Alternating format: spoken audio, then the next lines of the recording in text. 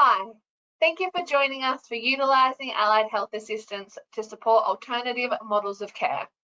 My name is Phoebe James and I'm a Professional Development Officer with the Primary Health Network.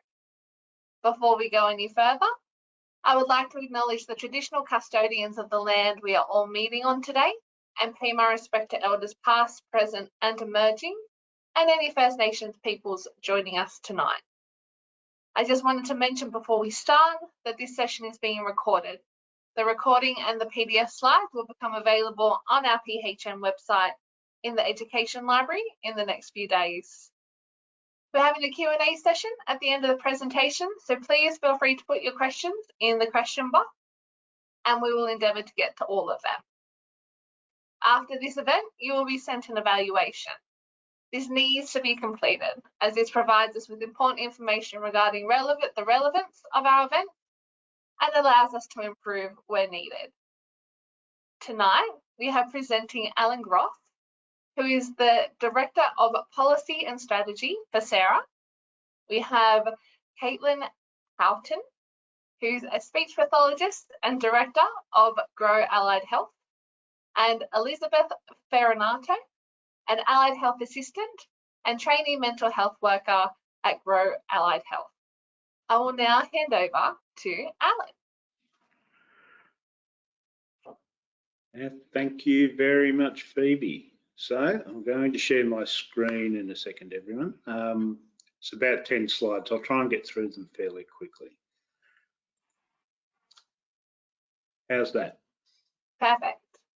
Okay, great. Then I'll just minimise my face so I don't have to look at it. I won't get rid of it. So my role tonight, I'm going to, I'll get into thank yous and welcomes, but I'm going to try and set a bit of a scene that a lot of you guys, people watching, are going to be very familiar with because you're dealing with it all the time. But I'll put it into a bit of a national context and a workforce mode, and then Caitlin and Liz will talk about real things that happen on the ground, and hopefully that'll spark some interest amongst you. So context and drivers and opportunities. I'd like to start as well. Sorry, my thing is not working. Here we go. I'd also like to acknowledge the traditional custodians, owners of the land we're meeting on. I'm on Worimi country today, which is the part of it that I'm in is near Tea Garden, so the Port Stephens area. I know that there'll be several people covered with the same footprint as the PHN, that Worimi. They're also on Worimi land. It's a really important acknowledgement to the traditional owners and anyone else who happens to be who are Aboriginal and Torres Strait Islander who's joining us today. One of the reasons it's so important is that we need to increasingly grow the Aboriginal and Torres Strait Islander health workforce, and it's an enormous opportunity. Not only to grow that workforce, but to improve our capacity, our reach, our access to allied health services with the growth of that workforce and the skills that are there. We have a great relationship with Indigenous Allied Health Australia, and their academy model is exemplary. So we often work with them. This acknowledgement really is an acknowledgement to say, part of the fix of what we're looking for here is to work well with our Aboriginal Torres Strait Islander colleagues, and hopefully we will. So SARA, I'm the Director of Policy and Strategy at SARA. SARA's been around for about 27 years. It's a not-for-profit. It's a genuinely grassroots organisation. It was formed 27 years ago, apparently at a barbecue somewhere near Broome, by a bunch of rural and remote practicing allied health professionals who decided, they needed some representation and a bit of push to make sure rural agenda was up and within allied health, but also to improve and increase the overall push for allied health. We are in every state and territory. We well over 25 allied health professionals, professions. It doesn't matter what sector of what service sector we have allied health represented in. We have SARA members in it. We're growing. We are increasingly having rurally based service, universities, service providers, as well as individual members. Everyone with an interest in trying to improve access, viability, and sustainability of allied health services into rural settings, rural and remote. So that's probably enough. I've left that up for a while. One thing I'll do is, if people are interested in linking up with us or using any of the resources that I'm going to refer here, I'll share that information at the end, and also we'll send it through to Phoebe and others at the PHN to share with you. So no worries about getting in contact. You'll have a couple of options there, and I'll make sure you get them. So what I really want to put into context, we know, and you will know because you're working in it, how difficult it is to get and keep staff. Part of that is because of the growth in what we call the health and social assistance sector. You may have heard of these things already. They occasionally pop up on the news, but they don't dig into it in any great depth. So the truth is, allied health, and especially that sector we sit in, health and social assistance, has been the biggest driver of jobs growth for at least the last 2 decades, I think, certainly the last one. And the projections from the government's own stats is that it's going to drive jobs growth into the next 5 years at least. And they've got some stats up there. So basically it says, look, across the economy, we're going to have, whatever the occupation, on average 9% increase, 9.1. For health and social assistance, which includes the care workforce, doctors, nurses, allied health professionals, 15.8. Now, so already it's nearly double. But if you go into that sector and find, well, what's the growth rate when we're talking about allied health? And I haven't found anything that is at a higher level of demand. These are actually predicted jobs based on known demand. And in a lot of cases, we know that they don't exactly go looking for demand in allied health. So I'd put these at the lower end of expectations and prospects. But we're going to need one more audiologist and speech path for everyone that exists now within 5 years. Podiatry up 31%, physio 28%. Now, I've picked some of these, but in almost every case of allied health, dental practitioners includes therapists and that as well. We're talking about growth rates that are 2, 3, and sometimes, over 3 times higher than national growth rates in demand for a workforce. So you can't overstate the importance of this, and it's not going to go away. We know that the NDIS review, we know that aged care, we've got an ageing population, we've got higher levels of chronic disease, we're already in shortage, and we have this thing coming at us. Now, increasingly, some governments are getting worried about it. No one's been as worried about it as they should be. Hopefully we'll help them to come together and form some sort of a strategy that works. Now, within that context, we're thinking about allied health assistants here. Now, I know a lot of you will know about these anyway, or you will pick up information later. They're a distinct skill set.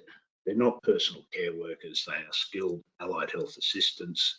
They'll have done a Cert 3 or 4. They may have done some specialist stuff in podiatry or physio or a range of other speech. They can do several. An allied health assistant can work to several allied health practitioners. The importance is that they are working under the direction of a trained allied health, an allied health professional. In the same way as an RN and an EN might work together, or an Aboriginal health worker might work to an Aboriginal health practitioner or a nurse or whatever. Now, this is the thing. The best estimate is that there are already 5,400 allied health assistants out there. If you go on Seek, I'm sorry, I've made a mistake here. by saying there's only 2,200. That should be a 3. If you go on Seek, you'll find, at any time, you'll see over 2,000 job ads for an AHA. You won't find that in a lot of other professions. Now, they're job ads. There might be multiple jobs in those.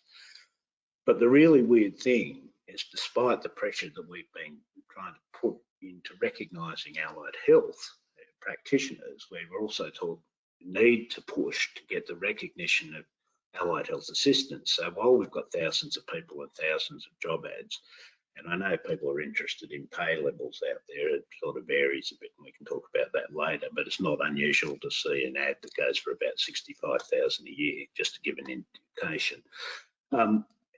The thing is that allied health assistants aren't even recognised as an official occupation. So this is one of the things we're constantly into the ABS about. If they don't list them as an official occupation, they certainly aren't looking ahead and thinking this is a growth area. They'll get lost somewhere in the personal care workforce.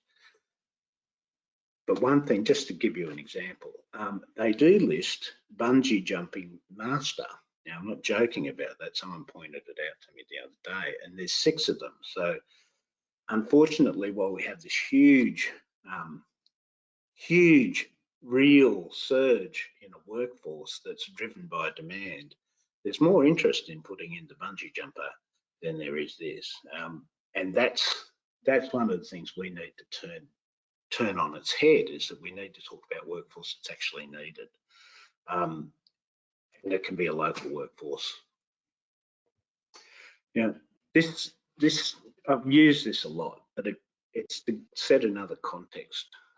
It's a context setter for anyone who's watching. We all hear about the shortage in allied health and GPs in particular across rural Australia, and we, Sarah and other allied health peaks, are constantly trying to get government to understand that if they want to talk about primary care and service access in aged care or NDIS or anything else, and they want to talk about equity, then you have to start looking beyond GPs. Yes, GPs are crucial. We all agree with that. But if you look at the top of this graph, the data's from 2019, but the pattern hasn't changed. If anything, it might have gotten worse. And at the bottom is your MMM1s through to MMM7. So the most remote, MMM7, reasonable size but small country town, MMM5, and of course metro, MMM1. So the dotted orange line across the top is GPs. So GPs, we know there's a massive shortage of them. They're causing huge problems. There are, in fact, more doctors per head of population in Australia compared with the US by population, and the UK by a big factor. We have a large number of doctors, but it's absolutely true that nowhere near enough of them want to be GPs, and that's got to do with funding structures, no doubt. None, and hardly, there certainly aren't enough who want to go and practice rurally. But if you are practicing rurally and you want to have allied health practitioners out there supporting you and everything else in the communities you're in, have a look at what happens to them. And it's all those other, these are just a selection of AHPRA registered practitioners or disciplines. You'll see them in the others as well. Very familiar pattern. It's twice as severe as for GPs. And if you have a child who's 2 years old and needs some speech pathology, within the next couple of weeks, having a 2 or 3 year waiting list doesn't do you a lot of good. Equally, if Nana's had a heart attack or a stroke and needs some speech or physio or something like that, these are the issues we constantly talk about. So this is the environment where we were in 2019, and the demand I was talking about before is only going to make this tougher. I'm not trying to talk people out of practicing rurally, I'm just saying we have demand. And it's big. This will give you a bit of a sense. I won't dwell on this. I know I'm going too long. Podiatry, even though there's been massive growth, up 67% between over the decade to 2021. Even though there was that growth, what's happened is, if you look down the bottom of this, in 2020, 82% of all podiatrists were in MMM1, the capital cities. So that's actually worse, even though there's overall growth. In 2012, it was 75.6, and that's what's worrying us. Is we're growing, but we're not even keeping pace in some professions with the proportion that's rural.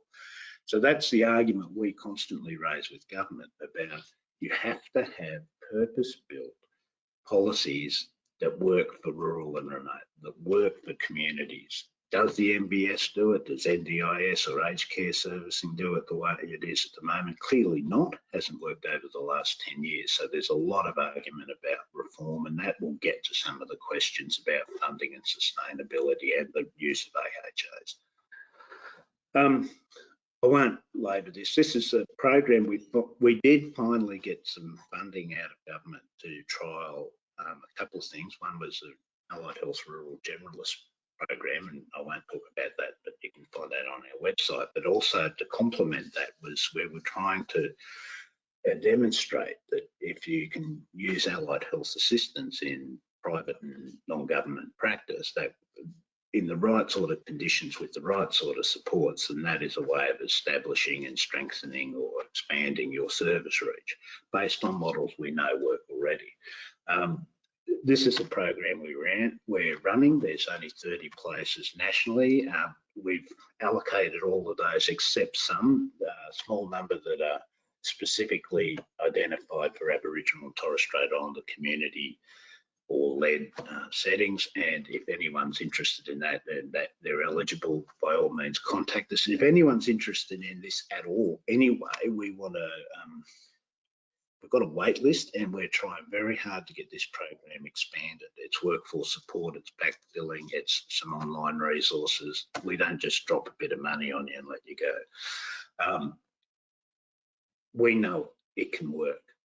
And the more pressure and more demand for it there is, whether you're NDIS, aged care, mix of both, primary care, it doesn't matter what setting you're in, we will push for this. That's just some aspects of the model itself, and I'm happy to, I'll send through more detail on those things. Probably not that much use going into it tonight. Again, these are some of the aspect. It's quite a developed program. We have online supports, we have project officer supports, we have checklists, and Caitlin might be able to comment on some of the practical things about this as well. But we have the sorts of supports we have online would be, how do you develop a working model? How do you develop your service model incorporating allied health assistants, that sort of thing. We also can dispel some of those things that are out there about the difficulties or the impossibilities or the legalities of working with AHAs. A lot of misinformation exists out there, but there's also a lot of good resources. Some of those resources will be available here, and we can put that up later, or I'll flick this information out. Anyway, so that's it for me.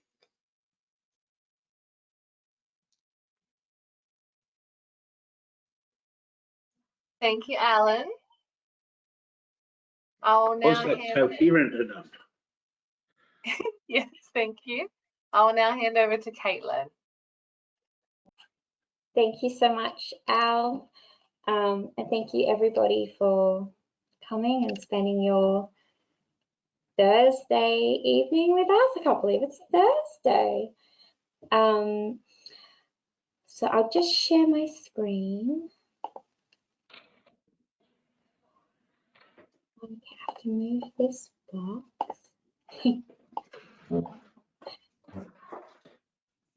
There we go. Great. Okay. Okay, I think I'm good. I would also like to start by acknowledging the traditional owners on the lands in which we're meeting today. We are in Brisbane on Yagara and Turrbal country, and I would like to pay my respects to elders past, present and emerging, and extend that respect to any Aboriginal or Torres Strait Islander people present today. Again, thank you so much for coming.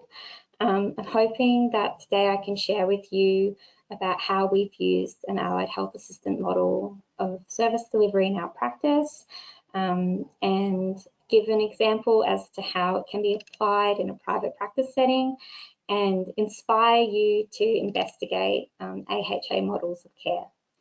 I have a small private practice in Brisbane. We service southern Brisbane, Ipswich, and then some rural communities, Lowood and Boonah. I started the practice in July last year. I was working as a sole trader initially while I balanced a project officer position at Sarah. So full disclosure, Team Sarah all the way. Our business now has 3 clinicians and an AHA, and we provide services mostly within the disability sector, but we also do some work cover and Medicare. Liz, who is our AHA, who you'll get to meet once I wrap up, is amazing. And to say that I already knew Liz is a bit of an understatement. She really is like a sister to me, and I've known her, most of my life. Initially, I hired Liz to do some casual work for me to help me with some of my administrative tasks. Something that I'm openly, not very good at as a speechie is like all of the cutting and pasting of resources that we have to do. I find that to be really time consuming. Maybe I need an OT. So Liz started off as a casual AHA, and she was just helping me to prepare resources and print and develop programs, helping me clean equipment, things like that. Before long, we had an idea that it would be worthwhile to see if Liz shadowed me, if she would be interested in working as an AHA. I definitely had this growing demand for services and some clients who had some really tight budgets as well.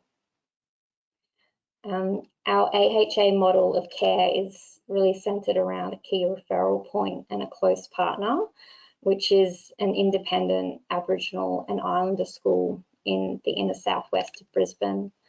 We have a number of referrals from that school, and we have an existing relationship with that school and very close ties to the on-site allied health team.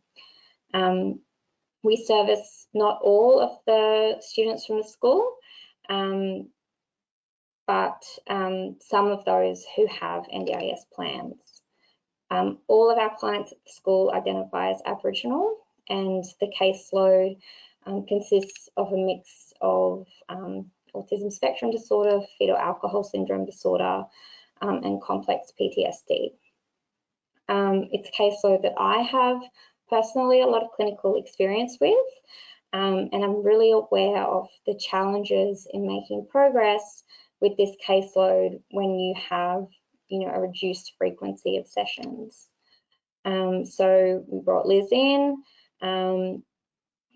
built up her cultural safety and worked on providing a really consistent service with a really strong grounding in rapport and trust.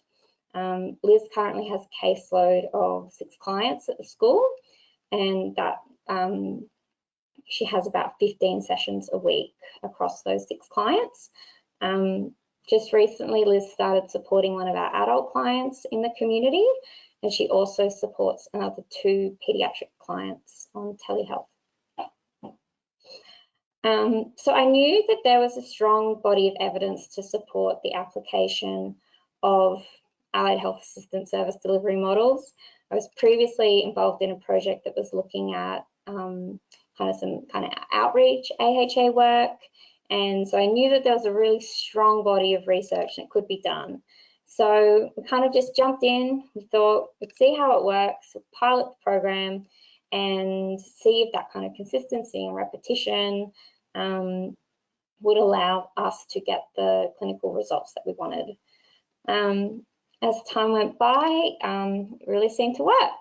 And so we found that we could stretch the balance between the AHA's face-to-face work and the SLP's face-to-face work in a way that the client's perceived as something that's regular and consistent and reliable, and in a way that we could see, hey, we're getting the best outcomes.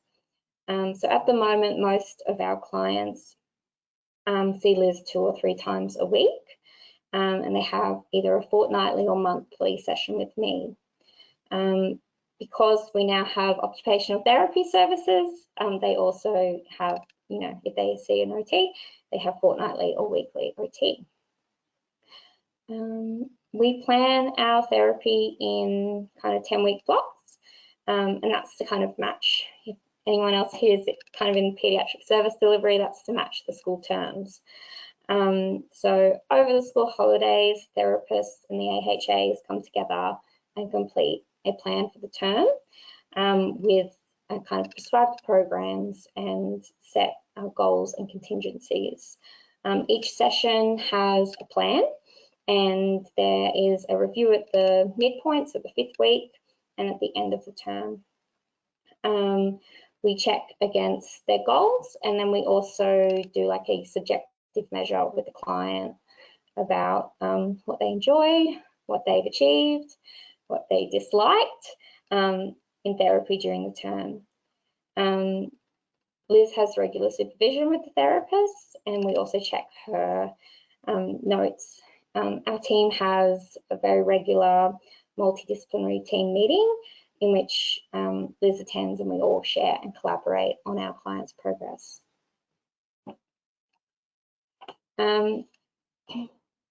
Liz is going to speak in some detail about kind of case studies from her clients, because I think that there's some really nice stories there. But overall, I think what we found is just such a much higher level of engagement and participation in sessions, which we really believe and understand is supported by the consistency and predictability of those regular sessions. Clients are achieving their term goals, which if any of you online have experience working, you know, with children with fetal alcohol syndrome disorder, or complex PTSD, know that that, you know, can be a hard-fought challenge to make progress.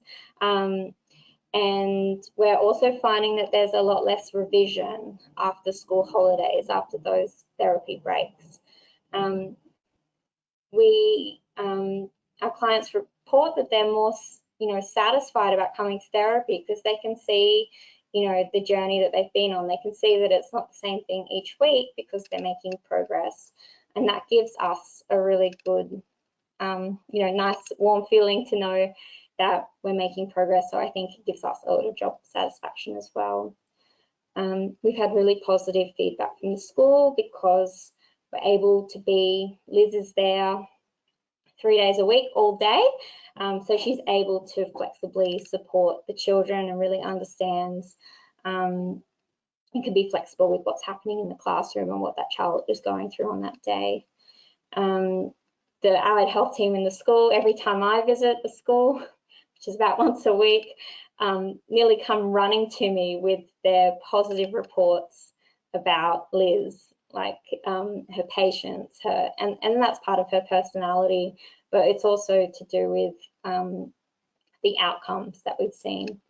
And parents have been really supportive and happy with the program as well. So they, for one, appreciate the perceived value of the service, and almost heartbreakingly to me, they report, oh, we don't really see that there's much of a difference between you and the AHA. You know, we see that you both support my child, and you know, if they kind of say, some of the parents said, oh, it's the same, isn't it? It's the same difference. So, but they really do understand that, you know, we're working together to help the child to reach their goals, and really appreciate having that kind of value for money offering. What we've learned. So supervision and delegation, I know from, you know, my previous work experiences that that's the first thing that allied health professionals can become quite concerned about. It's that safety, it's that maintaining that quality of care. We really spent some time at the beginning kind of going through what Queensland Health has developed, because, well, we're in Queensland, but also because we know that they've been doing it for decades. So it's really not new in the public health system. So we kind of went through their supervision delegation framework, and Liz completed their training. What we kind of found was actually more valuable and more useful was the time, so all kind of through term 4 last year, Liz was shadowing me when I was making my visits to the school. And during this time, we were able to have those extended conversations and reflections about, you know, what is our role, and what does the session look like, and what do you do when the client doesn't want to follow the plan that you had laid out, and you know, how do you support students through strength-based approach and build their confidence, and how do you learn about culture, and how do you learn about safety? So I think that that was kind of more valuable, and we kind of haven't really felt the need to kind of keep looking back towards supervision and delegation frameworks. I feel Liz understands her role really well, and we haven't had that need. One really useful thing that we learned was about doing term-based block plans. It's been a game changer. It makes me feel confident every day that I know Liz knows what she needs to do. And it means that we're constantly checking back against our goals for the term. So kind of setting that time aside each, you know, holiday period to do that has been extremely useful. Another thing that the model provides a good opportunity for is to run programs. Kind of allows you to run the programs as they're intended. Like, for example, Mini-Lit is intended to have 3 to 4 sessions a week. And so we're able to run those programs. We're able to run Mini-Lit, Story Champs, and Alien Talk. We really play to Liz's personality and strengths as well in the planning and programs. Liz has always expressed a big interest in the mental health aspect of our work. And so we've been really able to kind of look at our clients' goals and look at, you know, how this can play into Liz's strengths. One big thing that I have learned personally is about how the allied health assistant position is so valuable, and it's different from the allied health professional's role. They're not just, you know, someone that we delegate to. It's not like a less than position. It's a different position that is really valuable and transformative. The life experience that Liz brings to her role means that she is separated in some degree from the biomedical model in which we are all trained, and it sets her in a different context to our clients. She knows her role really well, and she knows that her role is to be a consistent person who shows up and supports the client every day, no matter where they're at. And she has the time and space to support the clients and build that rapport and trust. And sometimes that's just time that allied health professionals don't have. We don't always have that time, and the funding models don't always allow for that. So that's that. And the last learning has been about the business case. I know that this kind of gets brought up a lot. Because we are working in the NDIS space, we do have the ability to fund Liz's supports. It is a tighter margin than, you know, your allied health professional rates. Liz expressed an interest really early on in doing some more training, and so we were really lucky to kind of get in just in time for the BAC wage subsidy, which supports Liz to complete a certificate for as a mental health worker, and also supports us with her wages and allows us to provide her with some study leave each week. So what's next? We're just so thrilled with the outcomes that we've had with this program, that we do have another AHA who will start with us in January. She's an OT student, so slightly different background. And we are looking at expanding this program into a rural school that I attend. Liz and I are really excited to work with the allied health team at the school and the local universities to hopefully publish some case studies about the utilisation of this model for children with fetal alcohol syndrome disorder, because there's such a desperate lack of evidence about successful interventions in this area. So hugely excited about that. That is all for me. I hope that I didn't bombard you too much. I'm going to let Liz talk to you about her experiences now. Thanks, Caitlin. All right, so I've been working as an allied health assistant for Caitlin for just over 12 months now, moving from a casual to part-time position in the year. To be given the opportunity to learn skills in a new industry under the guidance of an incredibly patient boss and friend has been a really exciting experience. While I wasn't seeking work, I'm grateful to Caitlin for asking me to help her laminate, cut, clean toys, and help organise her office, because what that has led to is a truly life-changing adventure for me. I love working as an AHA, and while I've had my challenges, as you would expect in a new role, it's never felt too far out of my depth. A little bit about my experience starting the role. When I started working for Caitlin, I was trying to find the balance between an exhausting hospitality job and finding pockets of time that I could come and help Caitlin build resources and assist her wherever she needed. It didn't take long for me to realise, with a bit of gentle encouragement from Caitlin, that there's a really cool window of opportunity that has been lined up for me to jump through. It started fairly slowly. I was making, cleaning, organising resources, and occasionally shadowing Caitlin in her therapy sessions. I completed the Queensland Allied Health Assistant training program online and spent some time researching and learning about the role of an allied health assistant.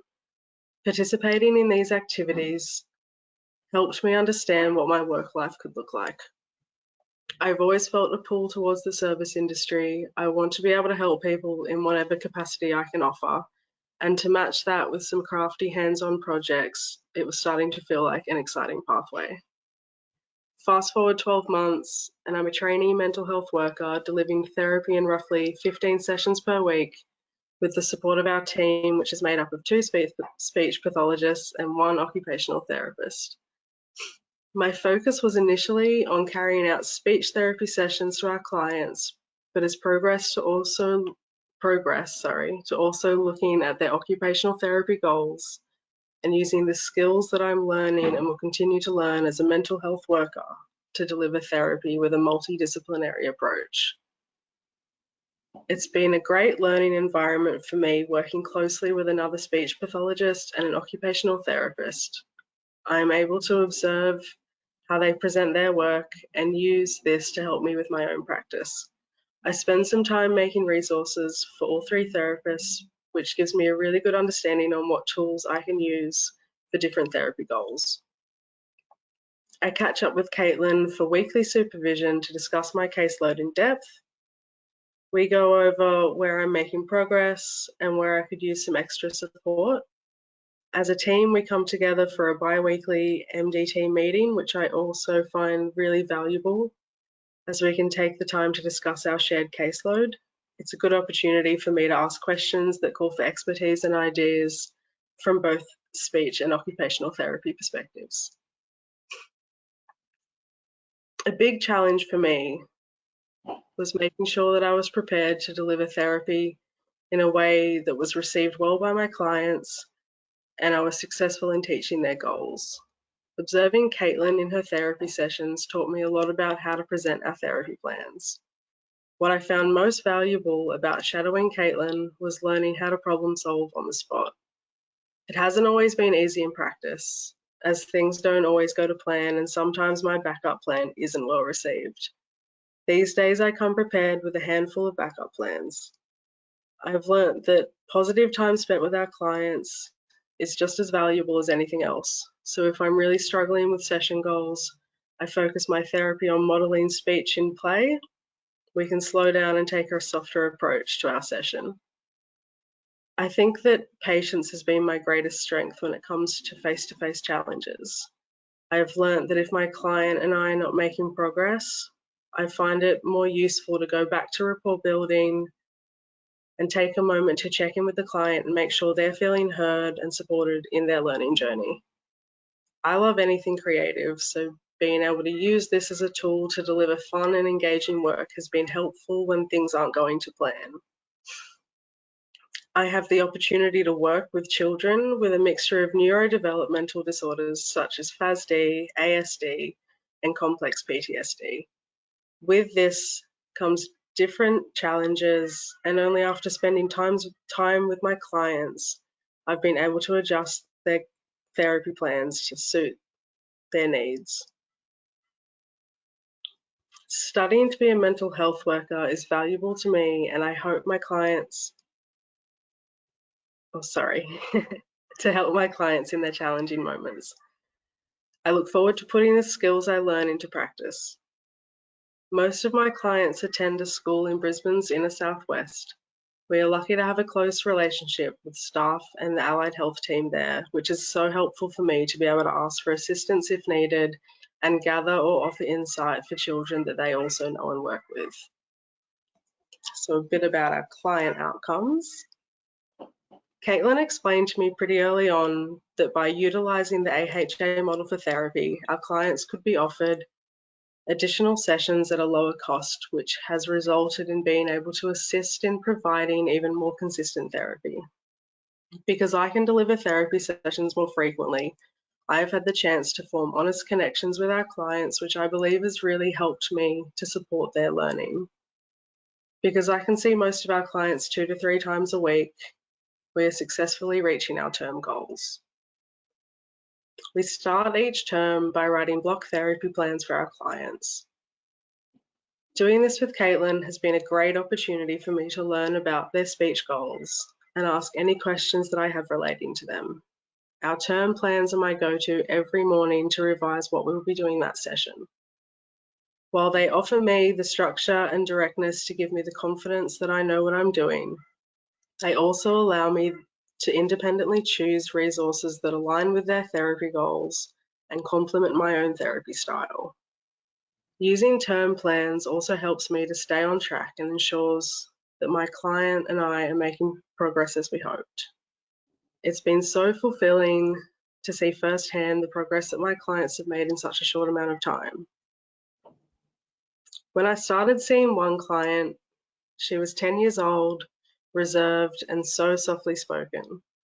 She had goals relating to self-esteem, growth mindset, and emotional regulation, among other things. We spent a lot of time working on these concepts, understanding them, figuring out ways to implement strategies into her life. I decided to teach her how to knit. It was exciting to see how quickly she took to this activity. It was a great tool to show her that while she's been learning a new hobby, it's helped her to have a growth mindset. She could have given up every time she hit a hurdle, but she learnt ways to solve new problems and continue with the task. It taught her to understand emotional regulation. When the process was making her feel frustrated, we used calming strategies together to self-regulate. And it gave her something to be really proud of, which helped her self-esteem.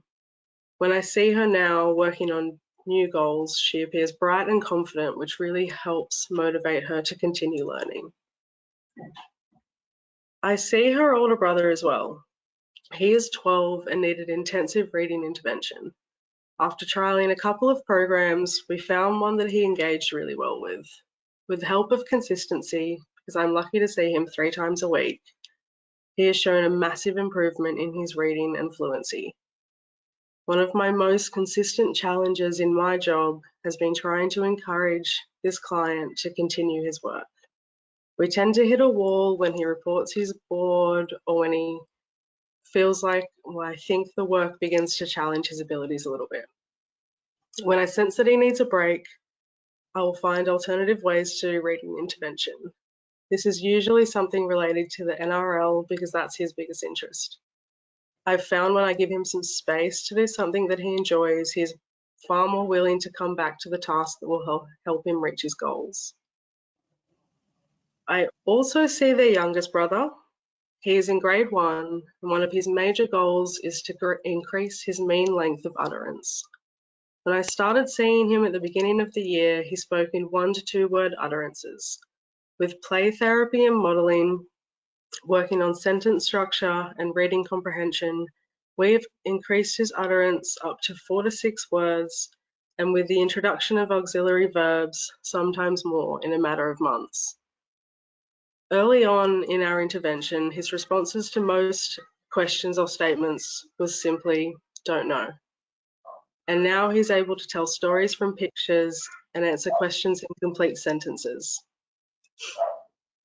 Being an allied health assistant has allowed me to use a diverse range of skills that I've picked up throughout my life from both work and hobbies. It allows me to use my lived experience along with the training and supervision of Caitlin and other therapists to support our clients to reach their goals. I found it so rewarding to be able to form connections with our clients and be a part of their therapy journey. I feel really fortunate to be able to have a positive impact on my clients' learning and well-being. Thank you. Thank you so much. Okay, so thank you guys for all presenting. Really interesting, and you're all individually and also together very passionate about what you do, and it's really good to see, and that does come across in your presentation, so good work. Audience, if you have any questions, please send them through. I really enjoyed the presentation. Unfortunately, we don't have any questions currently, but I thought it was really worthwhile. So I wanted to thank you, Alan, Liz and Caitlin, for presenting, taking the time to put together your presentations, spending the night with us. It's nice. And yeah, as I said, you're very passionate about your roles and your clients, and it's really nice to see because that doesn't happen often. And just again to the audience, we do have the evaluation that will go out. And as I said at the start, it's really important that we get the feedback because we like to keep our education relevant. We like to improve. We like to get told we do a good job. So yeah, it would be great if you could fill that out. And that's all I really have. We've not had any questions come through, guys. So unless you have any closing statements or anything you'd like to say before we go. Alan, love your work. Always a wordsmith. Good, you've unmuted me. Look, I will send through that material. I know we've only got 9 people online at the moment, but this is a moving place, and there's a lot of policy that's under development. And Caitlin and Liz have talked about what can happen with the NDIS because that funding allows for it. We are moving in a direction where it's likely that the health system through MBS and the primary healthcare plan will move policy-wise towards something that's far more about place and people rather than current funding mechanism that doesn't really work for a lot of people. And aged care has still yet to turn its attention to the allied health side of responding to the Royal Commission's report. We can expect that to shift, and in every one of those systems, the sorts of possibilities that you've just heard from Kate and Liz will become more possible across the whole system. And the more that we have engagement from people like yourselves, the more we can really push for that. So I'd encourage you to share your stories, etc. The only other thing before I go is there's 31 PHNs across Australia. They were never set up to engage allied health. Government didn't set them up with that. They didn't fund them to do it. But increasingly, it's become obvious, certainly for everyone outside of it, that allied health is fundamental and critical to the entire health and service system. And they haven't set me up to do this. I'm just going to do it. This PHN took the lead nationally out of the 31 and has instigated an attempt to get the system to engage more with allied health. So congratulations to the Hunter New England PHN for having the wherewithal to do that. And seriously, that's an important message going back into government and across the network out of this PHN, that they realise that this is crucial to providing services to the communities we look at. So well done. Well done to you guys doing it. All right. Well, thank you very much for saying those kind words, Alan. And again, thank you everyone for presenting. Thank you guys for attending. I know it cuts into our family dinner time or relaxing time, or if you're unlucky, extra work time. So really appreciate it. Again, that's it for me. No questions have come through. So everyone look after yourselves and stay safe. Thank you. Thank you so much. Thank you. Cheers. Bye.